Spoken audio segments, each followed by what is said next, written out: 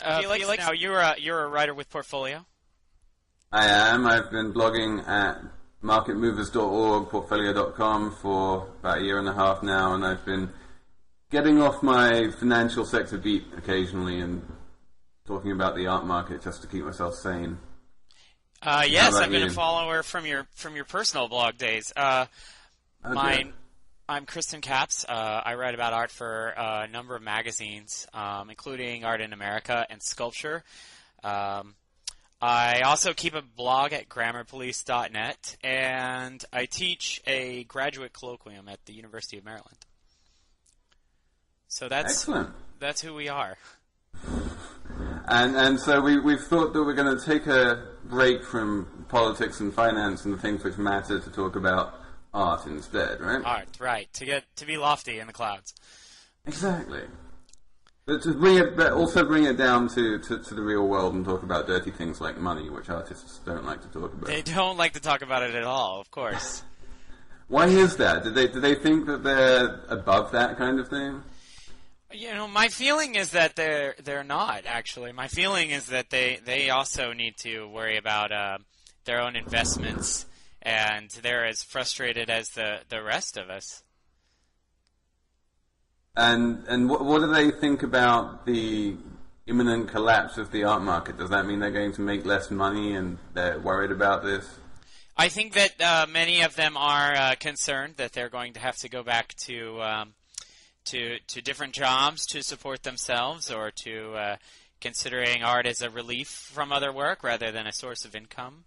And this is something I was interested in, actually. I mean, you know many more artists than I do, and you've been hanging out with them for much longer than I have. So tell me, during the big boom, the contemporary art boom of the past few years, have they had more money? Have they been more successful? Have your artist friends suddenly seemed like much less impoverished and much more successful than they used to be? I don't think so. I think that the artists I tend to know, that I know personally, are younger and are just coming into this market. But I don't feel that very many of them choose to support themselves solely by making work. I think it's like a lot of fields. Sometimes, like journalism, it feels less lucrative and more a spirit-driven enterprise. I do think, though, that the art world in other ways has become more profitable over the boom time. I know many more art consultants who have become art consultants in the last 5 years than I think really ever existed throughout the history of mankind. But is this a bit like the book publishing model, where you get lots of sort of parasites on top of the creators who make lots of money, and then the artists and the writers always seem to be at the bottom of the chain, and with a few big name exceptions, never seem to make money from creating the work in the first place? Yes, that's exactly what it is. It's book publishing, it's the record industry. The art world is not greatly different from those. And when all the money goes away, it simply goes away with all of the people who had it and lost it. So the galleries are going to make less money, the art consultants are going to make less money, and a few of the really big name artists are going to make less money. But for the vast majority of artists out there working, it's not going to make a huge amount of difference to them. It won't make a huge amount of difference. I think you see that the vast majority of artists working are producing work for local galleries, for local alternative spaces, and they're selling to local collectors and to people who either want to support the artist through a personal connection, or want to support the local art scene, or are simply buying at the local sphere. And there never was much of a secondary market in that art in the first place, so you can't even say that market has gone down at all. There really never was a market there in the first place. No, you don't. You might see it, though. I think that while it isn't a secondary market, more and more galleries from places like Denver, Dallas, Texas, Washington, D.C. are participating in the art fairs, and depending on the income there that they receive there to support their models. And whether the art fairs are able to sustain themselves through the crash is something that could affect local markets who have decided to move towards this direction, maintain a smaller gallery footprint, focus more on building an international client base rather than on developing local collectors. Certainly, anecdotally, the art fairs are scaling back. There are galleries who aren't going to Miami this year, and the parties are going to be much smaller. And Art Basel Miami in 2008 seems to have been, in hindsight, the last great hurrah of the contemporary art market boom. Is it going to be much quieter in 2009? Doesn't it seem that way? I feel like the reports have it that even the weather is going to be colder in Miami for the week. You have a lot of bad news going in. You have the news that galleries like Pace Wildenstein, who have a international presence, are firing personnel. It just seems like it's going to be a grim atmosphere there. I guess the wonder is whether the Russians will come in and save the art fairs in Miami. What do you think? Are they going to be buying? I think the Russians have disappeared. I think, weirdly, what happened was the big Damien Hirst auction in September at Sotheby's in London. Reportedly, 80% of those works, and they wound up bringing in more than $200 million. Apparently more than 80% of the works were sold to Russians. And now the Russians have disappeared. And so that's a huge part of the art market. They were the dumb money, I guess, at the top of the money, and they've lost that money. They could never turn around and sell those works for anything like what they paid for them. And now they're feeling a bit idiotic, and the last thing they want to do is hop on a jet and fly to Miami and buy even more art, which is just going to fall in value. Yeah, that's right. At both Sotheby's, it was at Christie's in New York, the auction on, I believe it was the 12th of this month. An audience that was heavily expected to be Russian was something like 60% American, and it was around 15% European, including Russian. And this was greeted in what I thought was a really clever spin as the return of the American buyer.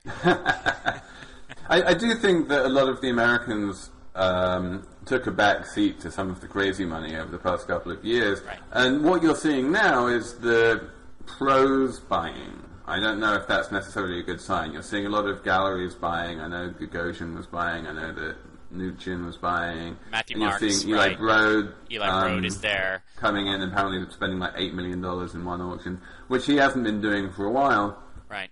So these people, you wonder whether they're buying because they think that things are cheap, or whether they're buying in order to keep up the value of their own collections. Because, of course, everybody mentally marks to market, and the market that they're marking to is the auction market. So if they can put in a couple of recent data points which look vaguely healthful, they're only down 40% instead of being down 70%, then at that point their own collections, which they're trying to sell at their gallery or donate to a museum or something like that, are worth more money.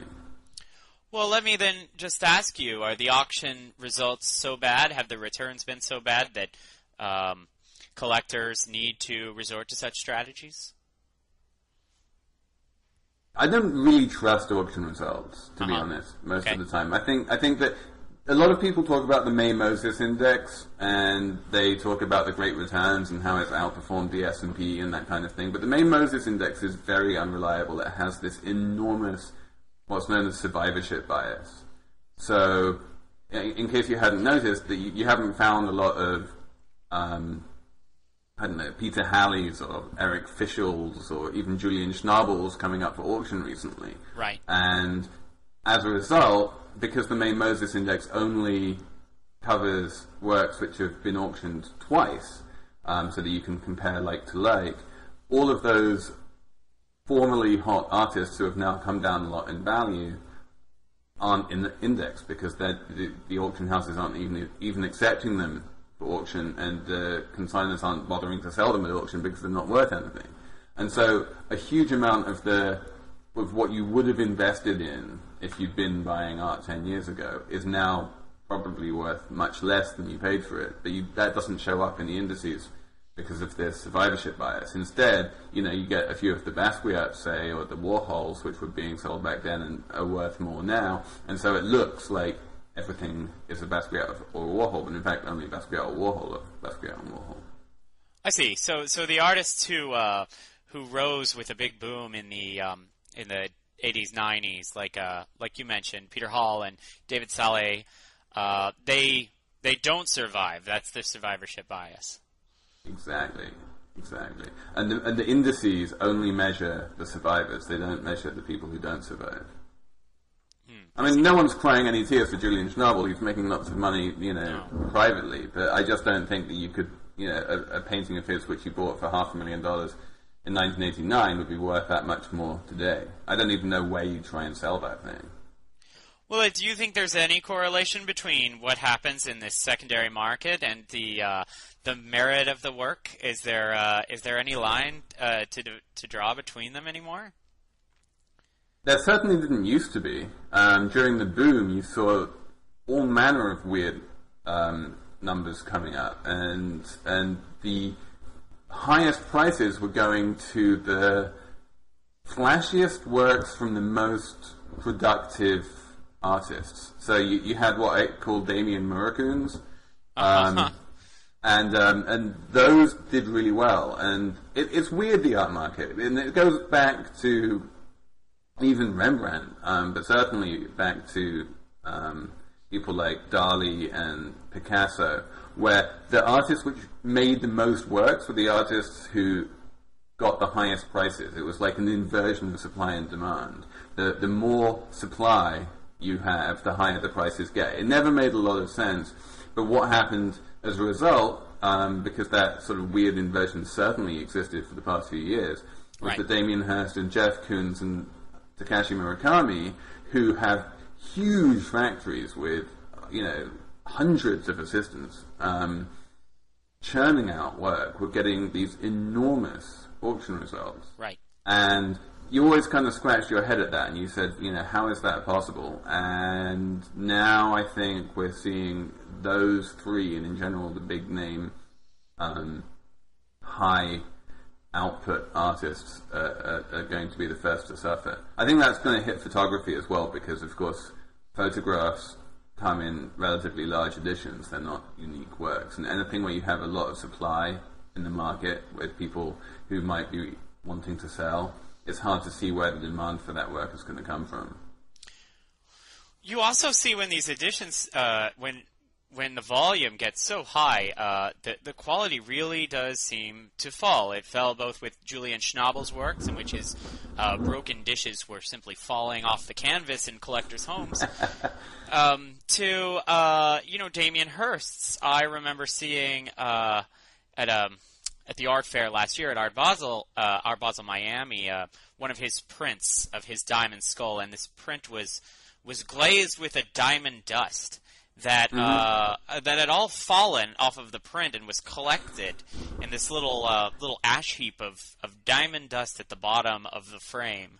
And there were many editions of these, and a lot of diamond dust going around.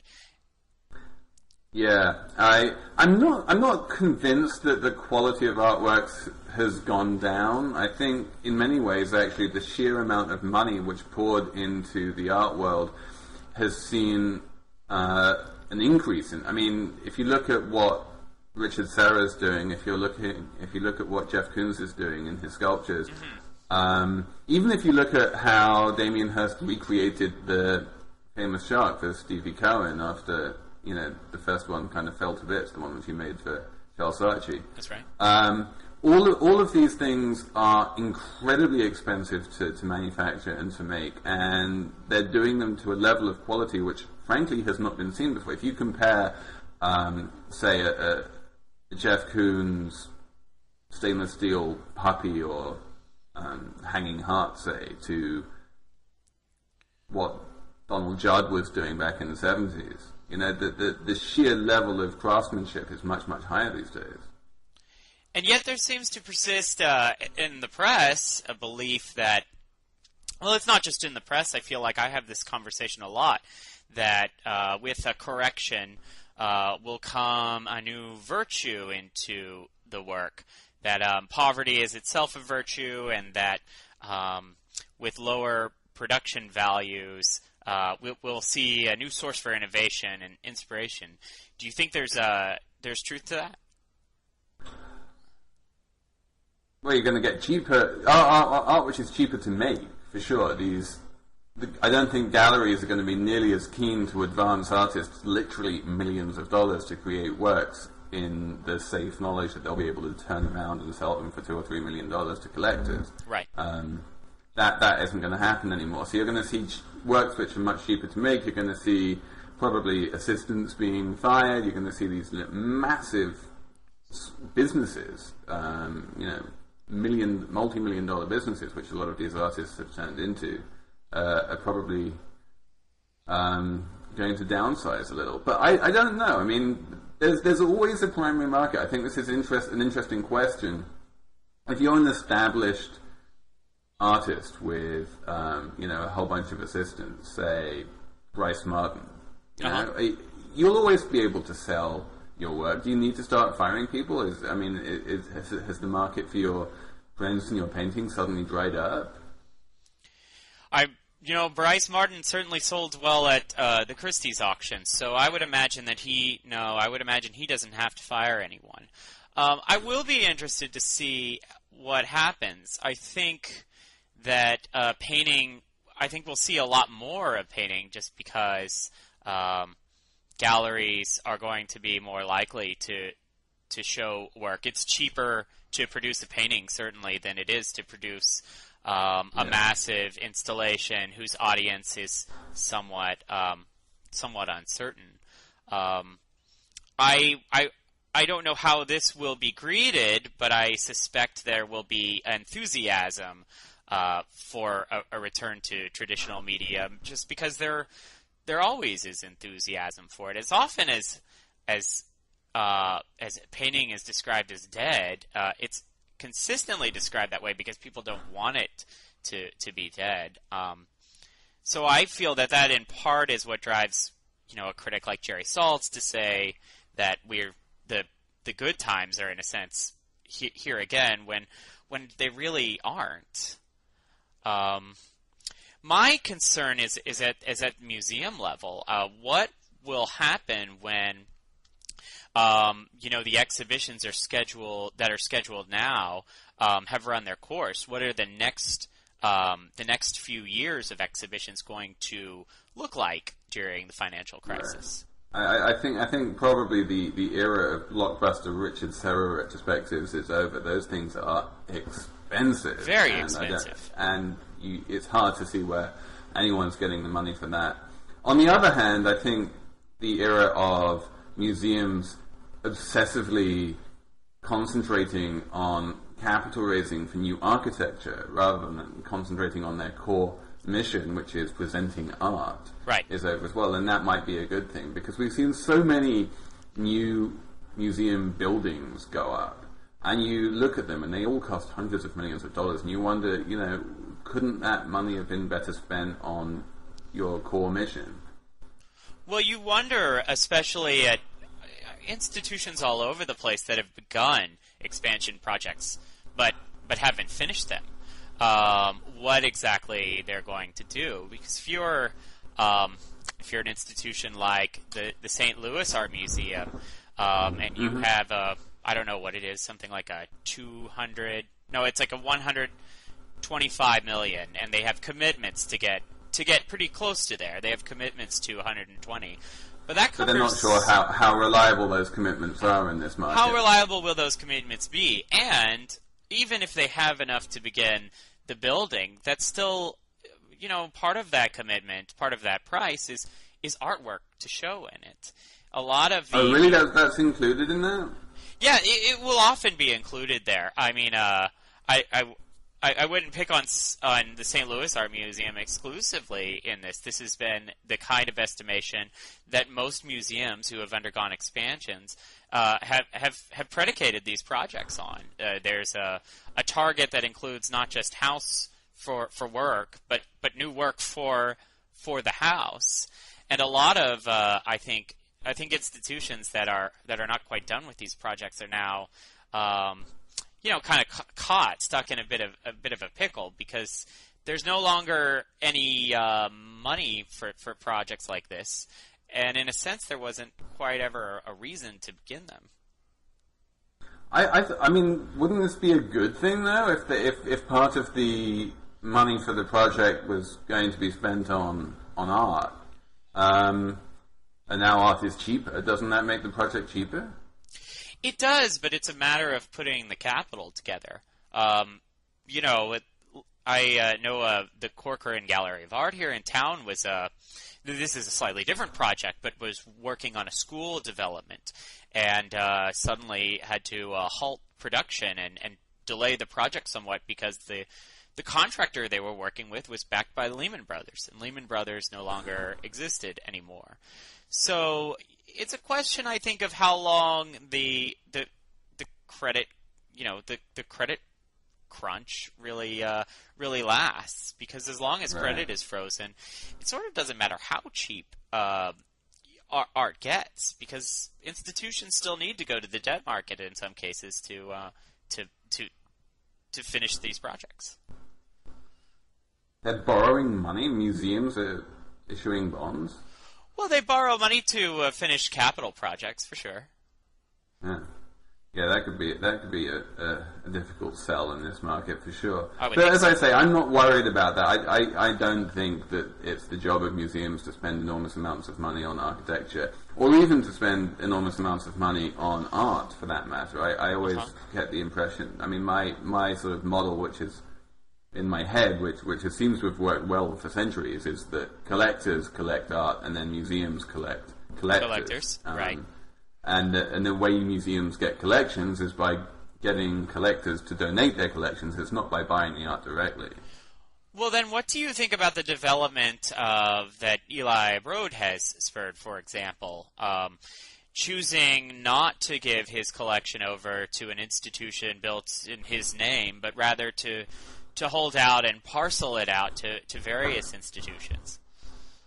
I think this is a fascinating idea. I have to say I'm kind of on his side here, because LACMA, which is the institution you're talking about, right. it's just built this huge Broad wing, and it's filled it with Eli Broad's art. But the fact is that LACMA already has far too much art, far more art than it will ever be able to fit into that wing. Eli Broad has far more art than will ever be able to fit into that wing. And if Eli Broad just donated all of that art to LACMA, only a tiny proportion of it would ever go on show at any one time, and really only a tiny proportion of it would ever be shown. There would be a huge chunk of that art which would just sit in LACMA's basement somewhere and never get shown at all. And theoretically, LACMA would be willing to lend that art out to other institutions who might want to show it. But in practice, that's not at the top of their priorities. Their priority is to have their own exhibitions look great. It's not to spend a lot of time lending art to other people. Right. And so Broad has had this bright idea that he's going to keep all of his art in his own foundation, and he's going to give LACMA right of first refusal, basically, to show whatever it wants, whenever it wants. So as far as the public is concerned, LACMA looks exactly the same. But it's just not LACMA's art, it's the Broad Foundation's art. And then the Broad Foundation, which is dedicated to showing as much of its art anywhere in the world as it possibly can then really put a lot of effort into building relationships with other museums and galleries and lending out art to them, and thereby maximizing the percentage of its own collection which is on view at any one time. I think it's a great idea, and I have this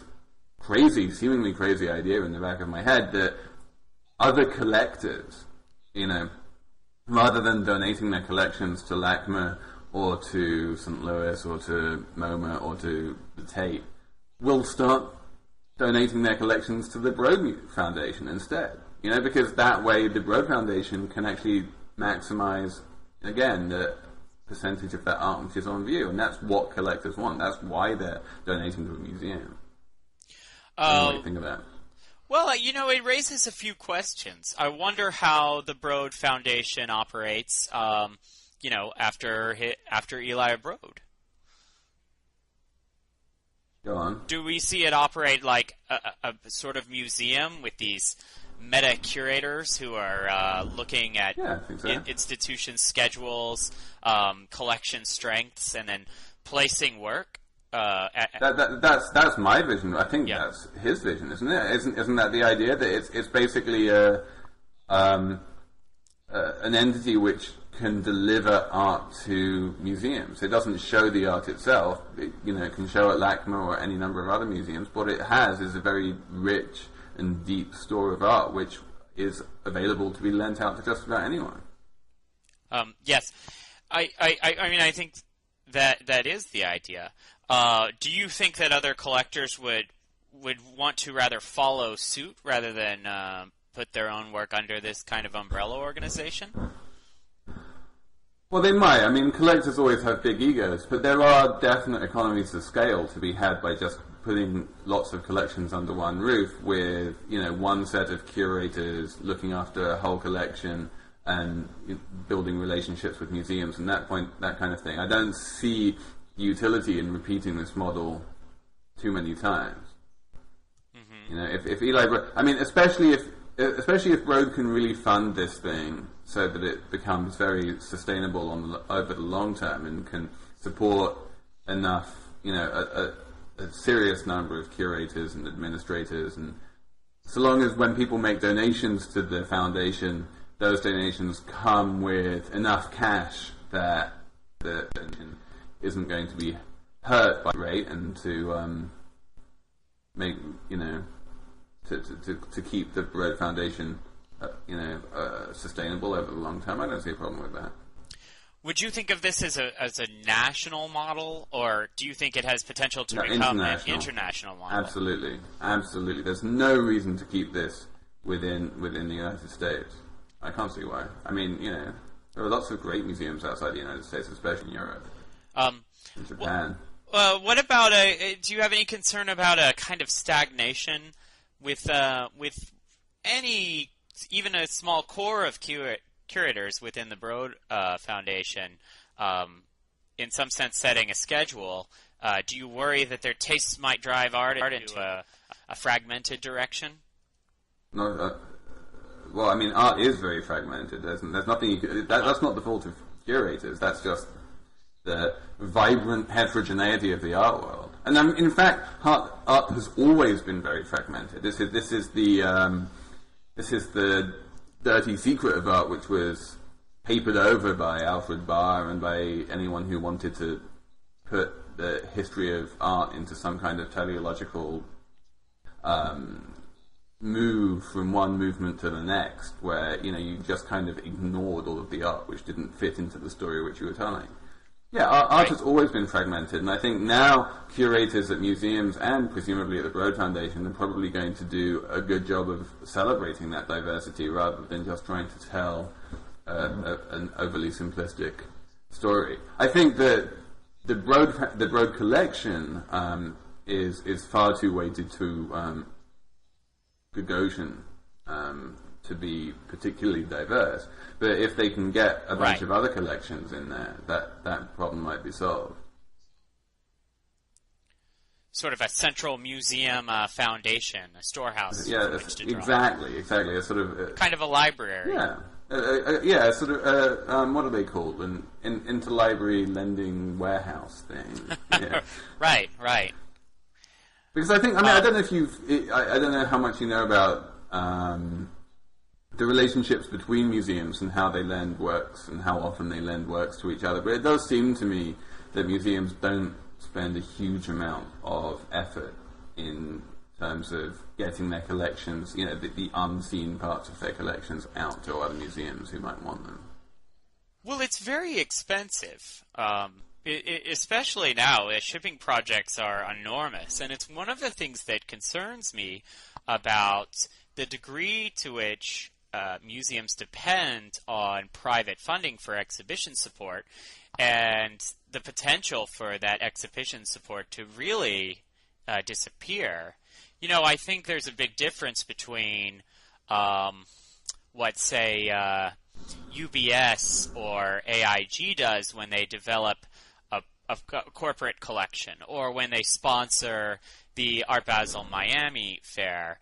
Then when they sponsor a collection, a UBS really gets something out of sponsoring Art Basel Miami that I don't really know if they do for some modest exhibit in Toledo. Right.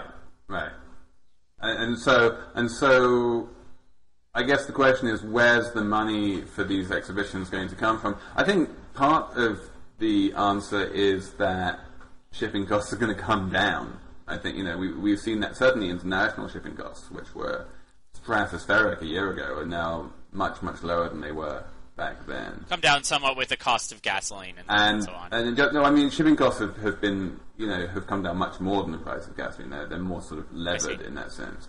I think that insurance costs are going to come down as the value of the art comes down. So that is going to be a big reduction as well. And, probably, a few of the other security costs and whatnot won't fall too much. But I don't see a huge amount. The galleries and museums have had to endure a large amount of inflation in recent years when it comes to the cost of putting on shows. And I have a feeling that certainly that inflation has gone away now, and then the cost of putting on shows might actually start going down quite substantially. And that's interesting. Do you think that will lengthen the lives of the art fairs? Will it make it a bit cheaper for galleries to flesh out these fairs?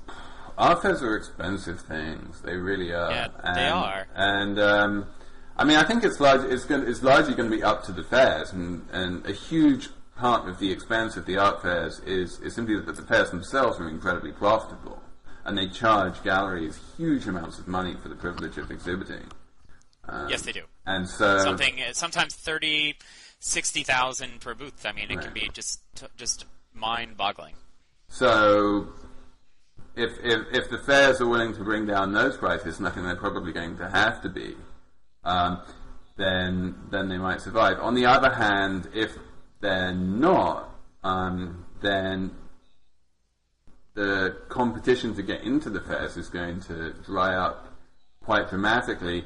And what you might find is that you don't have that kind of impression that the fairs are carefully curated and they have only the best galleries. Right now, if you go to Miami Beach, say, you can pretty much assume that every gallery wants to be there, and that the organizers have been able to pick and choose the ones they want.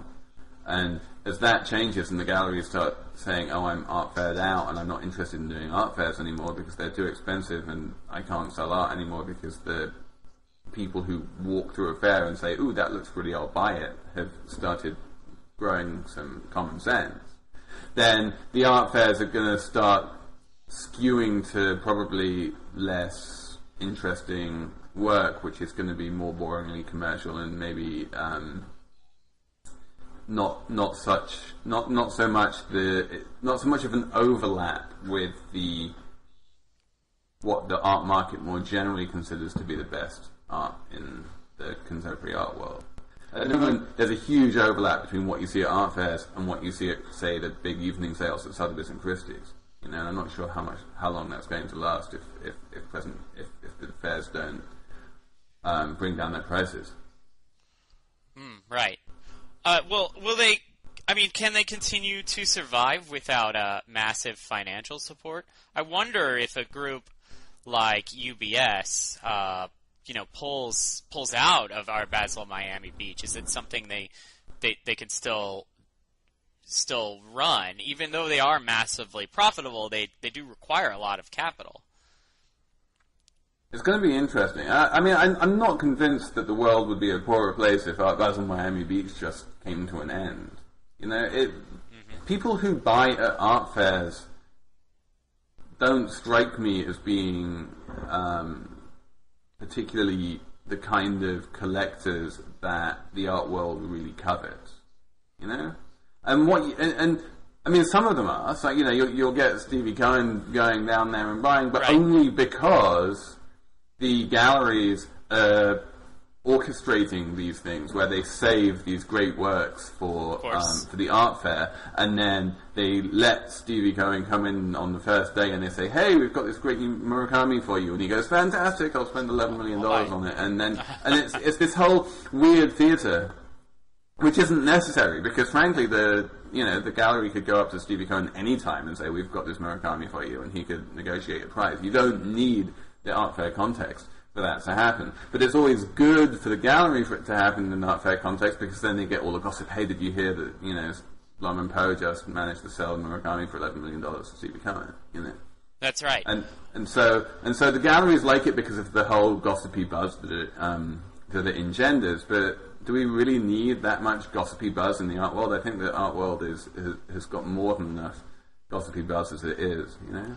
I agree with that. I do think, though, that it gives some purchase for artists who are not from New York and are not from London and are not from Berlin. There's an incredible opportunity to be had for a smaller gallery who shows at a Scope or shows at a Nada and is able to introduce artists to curators especially. That's another big audience for the art fairs. It's a great place for young artists and for curators at large and small institutions to get to know one another. As we've seen, the decline of the Biennale model, the biennial model, especially here in the States, those opportunities have become fewer and further between. I think the decline of the biennial model is a function of the rise of the art fair model, and so if the art fairs go away, then the biennials will become more important again. Well, will they? Do we need anything like that with the internet now? Do we necessarily need to? Yes, because you can't look at art on the internet; it doesn't work. I very much agree. You can't look at art in art fairs; that doesn't work either. You know, good art is not amenable to rushing around an art fair for 2 days trying to look at 300 different booths and make judgments based on looking at art for 10 seconds. Yes, I don't think art works that way, and I don't think eyeballs work that way, frankly. I know that going down there, I feel exhausted after just several minutes. If you look at anything with that kind of depth, I mean, it doesn't work. I go straight for a tent to find a drink or something after I go to one of those. Exactly, and so what they are is networking opportunities, and as I say, they're great for building buzz and gossip, and you get so much feverishness that people get excited about it, and they wind up buying lots of art because they're worried that if they don't buy this painting, then someone else will buy it, and then they won't have it, and that's not healthy, that's not sustainable. Right, it's a wonderful... Anytime you have a market, and we saw this during the dot-com bubble, and we saw this during the housing bubble, that people would buy stuff they didn't really want and didn't really understand, even though they didn't really want it, and even though they kind of knew that it wasn't worth what they were paying for it, just because they felt that if they didn't buy something now, then they'd be left behind, and they would never be able to get anything. It's a funny sort of speculation because these works, they still wind up in your house. Yeah, it's true. And then you buy it and you don't particularly like it, and you put it into storage, and then an auction house comes up to you and says, "Hey, we hear you've got a Jeff Koons, and do you want to sell it?" And you go, yeah, because I don't really like it very much. and then you flip it, and then the gallery starts, being really mean and hating you because you flipped this Jeff Koons, and it all makes and none of that is really healthy or sustainable. Yeah, no, and especially, this financial crisis is, I think, is somewhat different from the art crash that we saw in the '90s, because there doesn't seem to be a buyer left to emerge. What really seemed to strongly affect buyers from New York and London last time. It can't be said of this. These are buyers all over the world, from the oligarchs in Russia to the fund managers in New York. There's not another category, or at least it's not very apparent, who will emerge to support these fairs. Right. And so you're going to see the primary market eroding along with the secondary market, and you're definitely going to see galleries closing down. There are far too many galleries right now. I mean, if you tried to walk around Chelsea recently, it's just you give up. No one can keep in touch with that many galleries. There are too many, and there's a lot of movement towards the Lower East Side. So there seems already to be a set of dealers and maybe artists who are tired of Chelsea and tired of that model and want to at least try out a different visual setting and see whether that works and see whether that promotes. Do you really think that the move from Chelsea to the East Village and the Lower East Side is going to make any difference? I mean, I have to say, I'm coming from you live from the Lower East Side right now, and isn't it warmer there? There are galleries popping up. There's a new one every week, on 2nd Street, on Clinton Street, on Stanton Street, down, Hester Street, all of that, and you're like, oh, look, a new gallery, and I'm really having a lot of difficulty getting excited about most of them, I have to admit. Well, reasonably so, and they're not all going to last, much like not all of the galleries in Chelsea are exciting and going to last. But I think there's something about the spaces that are popping up on the Lower East Side that's distinctive from the spaces in Chelsea, and have a different,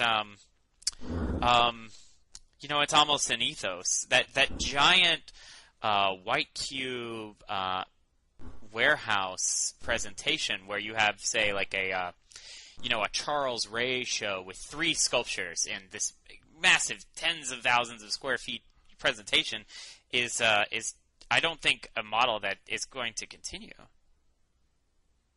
Right. So maybe it is time for somewhat taller ceilings and much smaller spaces of on the Bowery. Yeah, but the Bowery is more Chelsea than Chelsea, honestly, right now. It's like, if you've been to the new museum, what do you make of that? I went to it. I thought that the Unmonumental show was actually a very good capture of what sculpture is right now. It's very, it's very navel gazing medium, more so than anything else going on. It's very sort of self-obsessed. I thought that the space itself was exactly fit to that kind of show. A little bit shabby, weirdly shabby for these. So I mean, it looks quite clean on the outside, but then you get on the inside, and these beautiful Japanese architects just seem to have just thrown things up with big cracks in the walls, and you're like, what? Yeah, well, and like this lounge on the top floor that you wouldn't want to spend, as long as it takes to have a cup of coffee, much less a date or whatever else they had in mind for that space. We'll see how it lasts. It's only maybe three shows into its programming, right. So. But it seems like an artifact of the bubble, especially the architectural aspect of it, building huge buildings on the Bowery and spending lots of money on architecture. And now they're sort of, everyone's saying, oh, do they have enough money? And you're like, well, if they manage to find that much money for architecture, you'd think they can find enough money for a curator or two. Well, they're in a lucky position being a Kunsthal that they don't need or aren't inclined to spend money on a permanent collection. So it really just is about keeping and cultivating that space. Yes, given the fact you would think they would spend a little more on the inside. it was hard to see what how shabby it was in that first sculpture show because so much of the work was cardboard and tape and so on. Yeah. Compared to the art, the architecture looked positively pristine. Exactly. I was thinking just a moment ago. We were talking a little bit about markets and where new buyers would come from. But we've seen a huge market emerge over the last 10 years with this bubble, and that's, of course, China. Do you think that the Chinese art market is going to be anything like it's been? Chinese art market is a weird thing, isn't it? It certainly is. I mean, I think that over the long term, the market in Chinese antiquities and the pressure from Chinese collectors to repatriate those antiquities to China, as we're going to see with the Yuzhong auction, whether how those what is it, the rabbit and the rat from that clock in Beijing. How well they sell and whether they're going to get anywhere near the crazy numbers which have been bandied around, sort of $20 million and that kind of thing. I think the Chinese contemporary art market obviously got very bubblicious for a while and was one of the few areas of the market which I thought was genuinely speculative, where people were buying not because they loved the art, but just because they thought it was going to go up in value. Yes. And so I feel that one has a long way to fall from the giddy heights of last year. And I can't really point to very many other parts of the art world which had that genuinely speculative feel about them.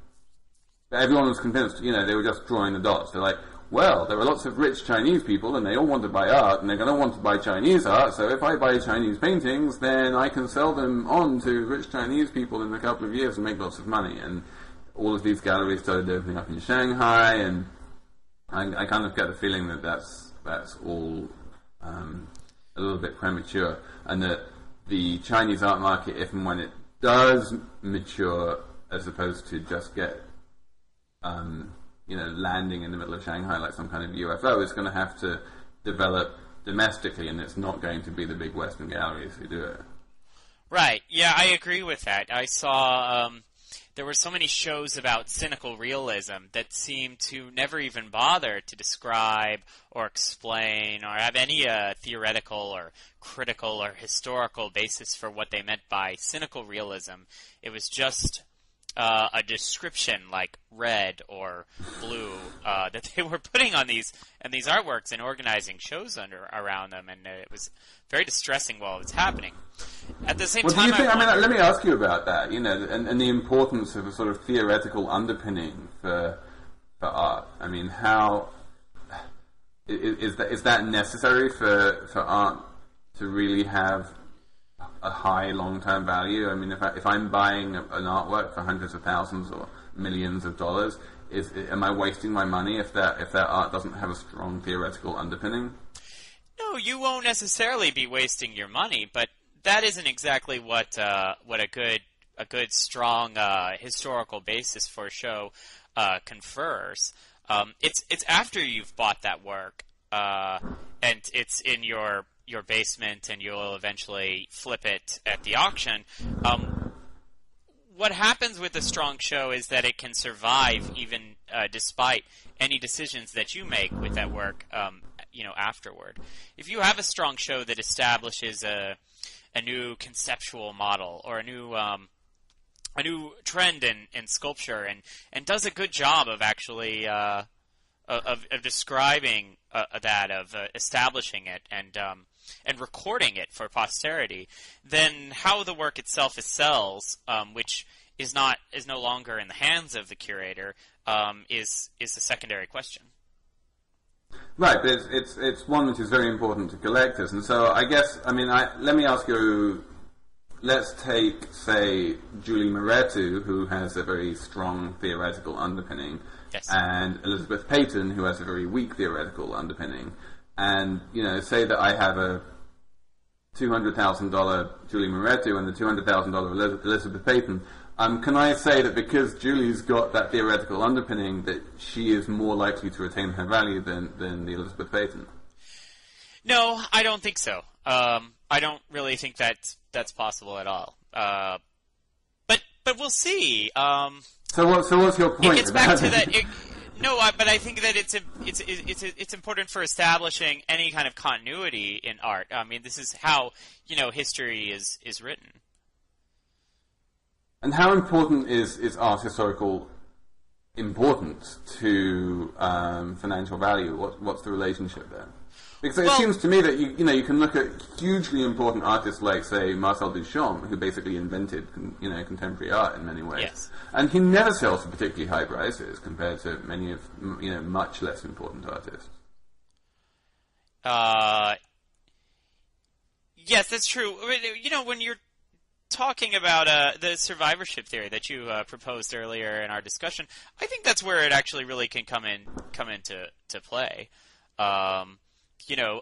Those works were weaker works, whether it was Peter Hall or David Saleh, Eric Fischl, at least the Eric Fischl that was selling at that time, were weaker works, and they don't appear in the market, and I think they don't appear in shows now. If they do, they're as a cautionary tale. And what we have today with Murakami, Koons, and Damien Hirst, who are all, I think, weak artists in that conceptual sense. Well, they're just not significant. The work lacks real significance, and it will sell, but will it retain that value? I mean, it doesn't really. Its value isn't really pinned until you get out of the market, I suppose. But I don't think so. I don't think there's any way that those works, which were weak, will continue to hold. It's just not a rule that you can exactly point to that the better a work is. You mean weak from a sort of art historical perspective? What now? You're talking from a sort of long-term art historical perspective. You're saying that history will judge these artists and will consign them to the same scrap heap that the pre-Raphaelites say now belong to. People look back and go, "Oh my God, what were they thinking?" Well, in the long term, but also in the short term, I think there's a hangover that's coming for a lot of people, and it's the same kind of collector who woke up with Julian Schnabel and thought, what the hell was I thinking? Are you saying anything more substantial here than just like the artists I don't like are not going to do very well? Is there an important distinction here between when you talk about weak work and when you just are saying, if you were just saying I don't think much? Well, maybe I would flip it and say that the artists who do very well I don't like very much. It's not the most substantive rule, but I'm having a hard time thinking about artists who have sold extraordinarily well and really driven the market, who have also retained that same measure of authority in the history. What about Bacon? He's doing really well these days. He failed to sell. I suppose he's still doing well, but that was he failed to sell at like $40 million. He did fail to sell at $40 million. I'm sure. I think a lot of people would be quite happy to fail to sell at $40 million. Yes, this is very true. I'm interested in where you. I mean, again, like I'm trying to draw a distinction here between your own personal taste on the one hand and the art you consider to be strong or weak on the others. I don't know if that's a useful distinction to make. You just always like the art you consider to be important and strong, and dislike the art which you can consider to be facile and weak. Well, that's true. But I also I tend to think that the work that drives the most speculation, well, I suppose it does appeal to me to less. But I do think that it's going to stand in a lesser place. I don't know what exactly the rule is to be drawn there, but just looking at the last two crashes, maybe I'm just looking at at other people's tastes and assuming some of those for my own. Well, I mean, let's look at the last two crashes and let's look at the survivors. Like, why? What is it? I mean, in hindsight, why? If I showed you in 1990, say Schnabel and Basquiat and Keith Haring, and said which of these are going to become important in 18 years' time, and which of these are going to be kind of, in retrospect, a little bit embarrassing and dated. Was there any way at the time of being able to say, yeah, well, Basquiat's the one to go with? No, I don't think so. I don't know that there necessarily was, and I would say I don't know. I would have to say, looking now, that there's a decent measure to be made with a critical reception, and how at least it seems like the artists like Damien Hirst are bound to go. I mean, we'll see. It'll take time to prove it out, but I do think that the critics tend to be right and not wrong when they talk about artists who talk about artists and speculative value and their place in that history. Really? Yeah, if I was listening to critics in 1990, they would have steered me right. They would have steered me away from Eric Fischl and towards Andy Warhol. Well, wouldn't they? I don't think so. No.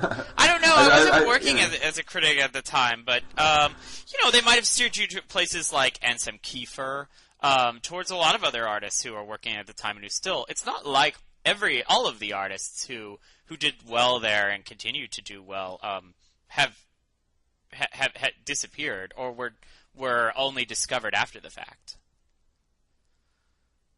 Right. I mean, there are definitely artists who can. I mean, I just went to see a very nice Jenny Holzer show in Chicago, and she seems to have really found a sort of footing as an institutional artist, doing well for herself without necessarily having feeling the need to. I don't see her stuff coming up for auction very often, but she's still clearly extremely successful.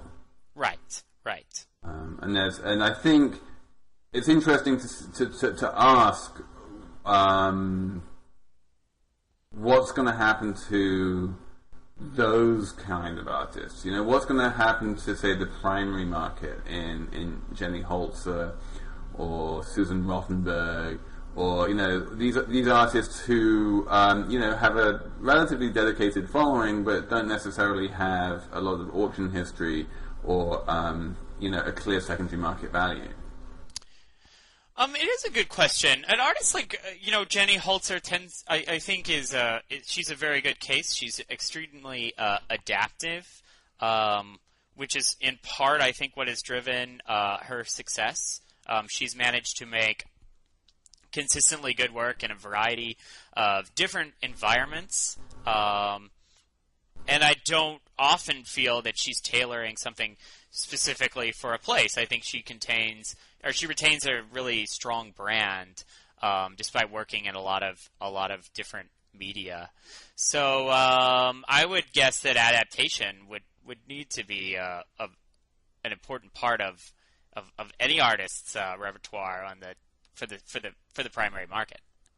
Well, let's just finish off with this question about the pressure on artists. Once you're known for a certain type of work, and this can apply to just as much Jenny Holzer or Richard Prince or just about anyone really. There's a huge amount of pressure on you to keep on producing that kind of thing. Yes. And there's a meme going around saying that that with the downturn, that pressure is going to lift a little and the artists are going to be able to step out into something very new and different. A bit like, actually, to be fair to her, Jenny Holzer did with the Guantanamo pieces, very different from what she was doing before. Damien Hirst, to his credit, has created a whole bunch of different series of works, none of Yes. which bear a huge amount of relation to each other. And you can have that kind of, sort of Picasso style, I'm going to change my style every few years and you're going to be able to love me throughout a whole bunch of different styles.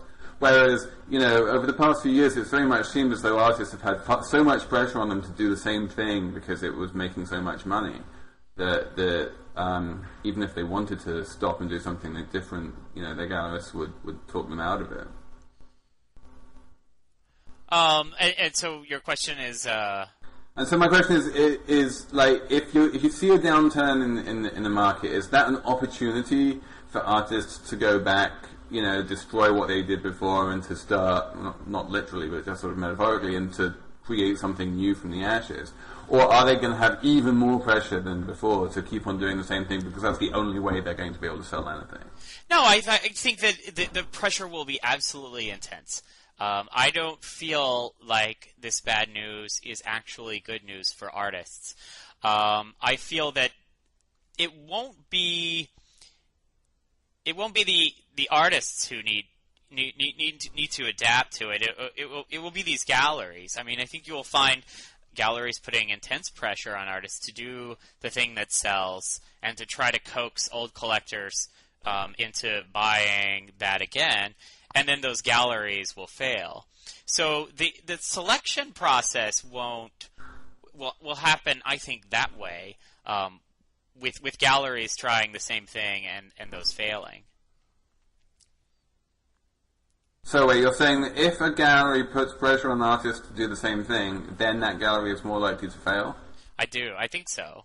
Well, if a gallery gives an artist the freedom to go out and experiment, then maybe they'll be less likely to fail? I mean, it depends. You have to. I think you always need, as a dealer, to try to develop a new buyer base. And when times are good, it's really easy. It's much easier to do this because you can have you have work that you might consider more reliable sell, but you're able to put on shows by artists who are younger, who are putting their first foot out, that kind of thing. And that's always. I feel that even in a bad time, that's going to be the galleries who are able to survive are the ones who are going to be able to do that. That's a pretty tried and true method. So you keep the same artists, but you sell new and different work by those artists to a new and different collector base, rather than trying to cultivate the tried and true collectors who've been buying that artist all along.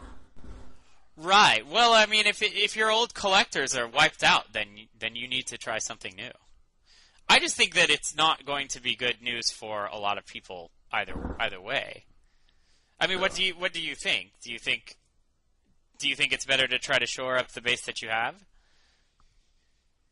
I think that it's a good exercise for gallerists to try and educate existing collectors about a very new style and a new direction that a certain artist is going in.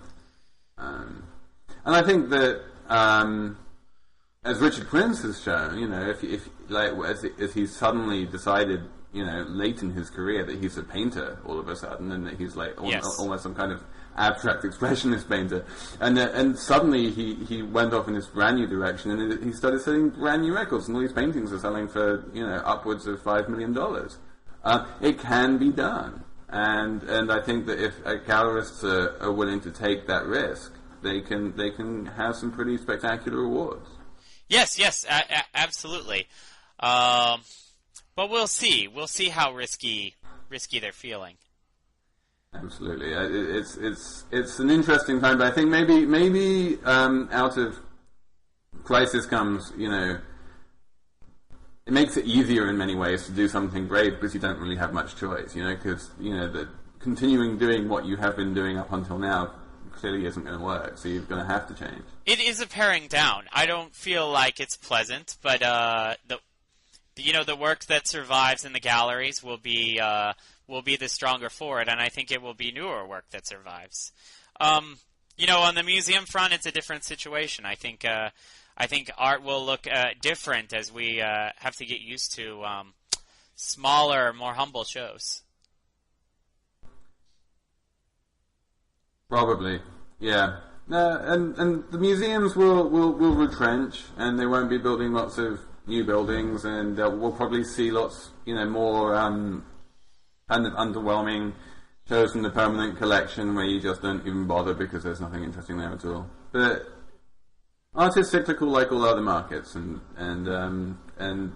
out of this downturn, as you say, will probably come, in hindsight, a bunch of exciting new art. It just might take a little while to work out exactly what that is and where it came from. Right. So we'll just get settled in for winter and wait to see what.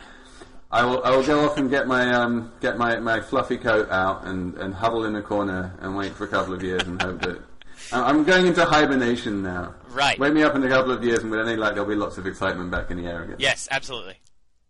All right. All right. Thank you, Felix. All right.